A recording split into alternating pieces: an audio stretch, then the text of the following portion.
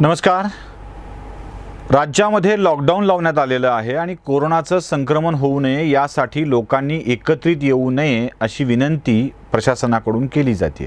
नुसती विनंती नाही तर कायदा देखील अशा स्वरूपाचा करण्यात आला आहे. पण आपण बघतोय की राजकारणी सातत्यानं या नियमांचं उल्लंघन करताना दिसत आहेत. राजकारण्यांसाठी नियम वेगळा आणि सामान्यांसाठी नियम वेगळा अशी स्थिती आहे.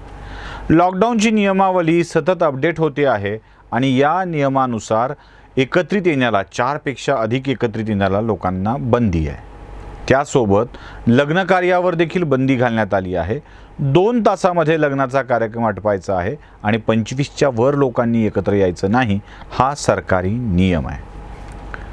पण राजकारणीच या नियमांना हरताळ फासताना दिसत आहेत. सभा समारंभ याच्यावर बंदी आहे, पण अनेक ठिकाणी राजकारण्यांच्याकडून सरळ या नियमांचं उल्लंघन केलेलं आपल्याला दिसतं. सगळ्यात पहिल्यांदा औरंगाबादमध्ये चर्चा झाली ती संजय शिरसाट यांची. संजय शिरसाट यांनी त्यांच्या मतदारसंघात म्हणजे औरंगाबाद पश्चिम विधानसभा मतदारसंघात कार्यकर्त्यांच्या सह विकास कामांचं उद्घाटन केलं. पाठोपाठ राज्याचे मंत्री संदीपान भुमरे यांच्यावरती देखील असाच आरोप झाला. त्यांनीही कार्यक्रमाचं आयोजन केलं. आता या सगळ्यांची दखल न्यायालयानं घेतली आणि त्यांच्यावर ताशेरे ओढले. अगदी शिरसाट यांच्या विषयात तर उच्च न्यायालयानं औरंगाबाद पोलिसांना जाबच विचारला होता. जेव्हा आमदार राज्यातील मंत्री अशी कृती करत असतात तेव्हा लोक तर अधिक पुढे येतील. पण थांबा, केवळ आमदार आणि राज्यातील मंत्रीच यात आघाडीवर आहेत असं नाही, तर केंद्रातले मंत्री रावसाहेब दानवे हे देखील अशीच कृती करताना दिसत आहेत. किमान पक्षी संजय शिरसाट आणि मंत्री भुमरे यांची कामं ही सार्वजनिक तरी होती, पण रावसाहेब दानवे यांनी चक्क एक व्यक्तिगत समारंभात हजेरी लावली घरच्या आणि तिथे कोरोनाचे नियम तोडले असं दिसतंय. तुमच्या माहितीसाठी रावसाहेब दानवे हे केंद्रात अन्न आणि नागरी पुरवठा राज्यमंत्री आहेत. ते जालना जिल्ह्यातले आहेत. भोकरदन हा त्यांचं गाव आहे आणि त्यांचे अनेक नातेसंबंध जालना आणि औरंगाबाद जिल्ह्यामध्ये आहेत. आता औरंगाबाद जिल्ह्यातल्या सिल्लोड तालुक्यात त्यांचे जिथे नातेसंबंध आहेत म्हणजे सासूरवाडी आहे, त्यांच्या भाच्याचं लग्न आयोजित केलं होतं. आता हे लग्न कधी झालं, कसं झालं, कुठे झालं असे अनेक प्रश्न विचारले जातील. हे जुनं होतं, तुम्ही काहीतरी नवं सांगताय, काहीतरी वेगळं करून सांगताय असं सांगण्याआधी तुम्हाला मी त्या लग्नाची पत्रिका दाखवतोय. तुम्ही स्क्रीनवर त्या लग्नाची पत्रिका बघताय. यात आकाश नावाचा जो रावसाहेब दानवे यांचा भाचा आहे त्याचं लग्न आहे. आकाशचं एक लग्न आहे जे जालना जिल्ह्यातल्या भोकरदन या गावी झालेलं आहे आणि भोकरदन हा स्वतःचं गाव आहे रावसाहेब दानवे यांचं. आता तिथल्या श्रीकृष्ण मंगल कार्यालयामध्ये हा सोहळा आयोजित करण्यात आलेला होता. साहजिक आहे, रावसाहेब दानवेंच्या गावामध्ये हे लग्न होणार आहे म्हटल्यावर गर्दी होणारच आणि ती झाली देखील. नियमांचं उल्लंघन करून ही गर्दी झाली. कैलास पूर्णाजी आहेर हे साले आहेत रावसाहेब दानवे साहेबांचे. लोक तसं सगळेच त्यांना दाजी म्हणतात, पण त्यांना दाजी म्हणण्याचा अधिकार असलेले हे निल्लोड या गावचे म्हणजे औरंगाबाद जिल्ह्यातले निल्लोड या गावचे आहेत, ज्यांच्या मुलाचं लग्न होतं आणि ते लग्न ठरलं होतं संतोष विठोबा तळेगावकर जे कैलासवासी झालेले आहेत त्यांची कन्या आहे आणि संजय विठोबा तळेकर ज्यांच्या पुतणी आहे तिच्याशी अश्विनी या मुलीशी आकाशचं लग्न, जसं तो पण नाव तुषार देखील आहे, या तुषारचं म्हणजे आकाशचं लग्न ठरलेलं होतं. आता या लग्नाला त्यांच्या दोन्ही घरातली मंडळी तर हजर होतीच होती, पण जातीनं रावसाहेब दानवे यांच्या घरातली सगळी मंडळी देखील हजर होती.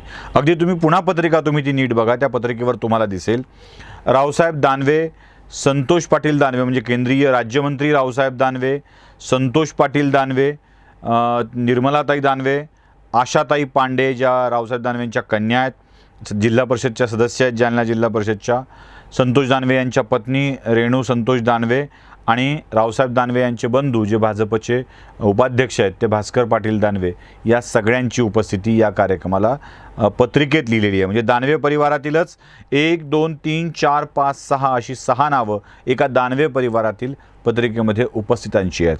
आता याच्यामध्ये आहेर परिवारातील काही सदस्य उपस्थित आहे, तळेकर परिवारातील काही सदस्य उपस्थित आहेत आणि काही ग्रामस्थ देखील उपस्थित होते. अर्थात निल्लोडचे या काही लोक देखील या कार्यक्रमाला हजर होते आणि त्या जेवणाच्या पंक्ती देखील झाल्या. आता तुम्हाला मी पुढची महत्त्वाची गोष्ट दाखवतोय. स्क्रीनवर तुम्हाला ते छायाचित्र दिसतंय, ज्या छायाचित्रामध्ये रावसाहेब दानवे यांनी स्वतः या आपल्या भाच्याच्या लग्नात मामानी वाढप्याचं काम केलेलं आहे. म्हणजे पंक्तीमध्ये मास्क लावून रावसाहेब दानवे वाढताना दिसत होते आणि पंक्तीतल्या एकाही माणसाच्या हनवटीवर, कानावर, नाकावर कुठेही हा मास्क दिसत नाही आहे. रावसाहेब दानवे जेवणावळीत वाढतानाचे अनेक फोटो इथं आपल्याकडे उपलब्ध आहेत आणि ते फोटो आपण बघता आहात. या फोटोत जर आपण बघितलं तर एक गोष्ट तुमच्या सहजपणे लक्षात येईल की नियमात जेवढे पाहुणे असतात, जेवढ्या पाहुण्यांना परवानगी असते तेवढ्यापेक्षा जास्त पाहुणे तुम्हाला दिसत आहेत. जेवणाच्या तिथे तुम्हाला 3 रांगा इथे फोटो स्पष्टपणे दिसत आहेत. रावसाहेब दानवे आणि पहिल्या आणि शेवटच्या माणसापर्यंत 6 माणसं एका रांगेत तुम्हाला दिसत आहेत. ही रांग अजून मोठी आहे वास्तविकतेमध्ये. 3 रांगा आहेत म्हणजे 18 माणसं तरी किमान दिसत आहेत. वाढणारे 19वे रावसाहेब दानवे आहेत, बाकी सगळे सदस्य आहेत. 1.5-2.500च्या वर या मंगल कार्यालयामध्ये लोक लग्नाला आली होती असा दावा देखील केला जातो आहे. एकीकडं राज्यातल्या मंत्र्यांवर गुन्हा दाखल व्हावा म्हणून न्यायालय सांगताय, आमदारावर गुन्हा दाखल व्हावा म्हणून न्यायालय सांगतं आहे, पण केंद्रीय राज्यमंत्री रावसाहेब दानवे यांच्या बाबतीत मात्र कोणतीही प्रतिक्रिया याबाबत समोर येताना दिसत नाही. खरं तर ही छायाचित्र सोशल मीडियावर अपलोड झाल्यानंतर आमच्यापर्यंत पोहोचली. जर झाली नसती तर कदाचित हा विवाह सोहळा होऊन गेलाही असता आणि कोणाला कळलंही नसतं. अशा लग्नाला स्वतः केंद्रीय राज्यमंत्री हजर राहत असतील, सगळे कोरोनाचे एकत्रितण्याचे नियम तोडणार असतील, पायदे तोडणार असतील, तर सामान्य माणूस काय करणार हा मोठा प्रश्न आहे. एकीकडं सामान्य माणसाला लग्नच करू दिलं जात नाही, त्याला परवानगी दिली जात नाही, असेल तर माणसं मोजली जातात.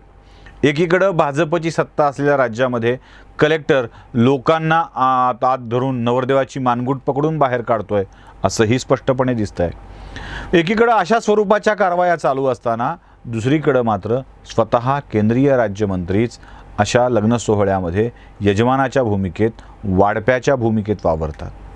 जर नियम केंद्रीय मंत्र्यांसाठी वेगळे असतील आणि सामान्य मंत्र्यांसाठी वेगळे असतील तर काय स्थिती होणार आहे. महाराष्ट्रातल्या तमाम राजकारण्यांना आमची विनंती आहे की बाबांनो, हा काळ कठीण आहे. तुम्ही स्वतः जर अशा स्वरूपाचा नियमभंग करणार असाल तर तुमची सामान्य माणसं, जी मतदार तुमच्यावर विश्वास ठेवत असतात, ते देखील असाच नियमभंग करतील. तेव्हा त्यांच्यावर गुन्हे दाखल होतील आणि यांना मात्र सुटका मिळेल. असं नको व्हायला. रावसाहेब दानवे यांची ही कृती नक्कीच निषेधार्ह आहे, चुकीची आहे आणि मुख्य म्हणजे कायद्याचा भंग करणारी आहे. याबाबत आता प्रशासन काय निर्णय घेत आहे ते पाहणं औत्सुक्याचं असणार आहे.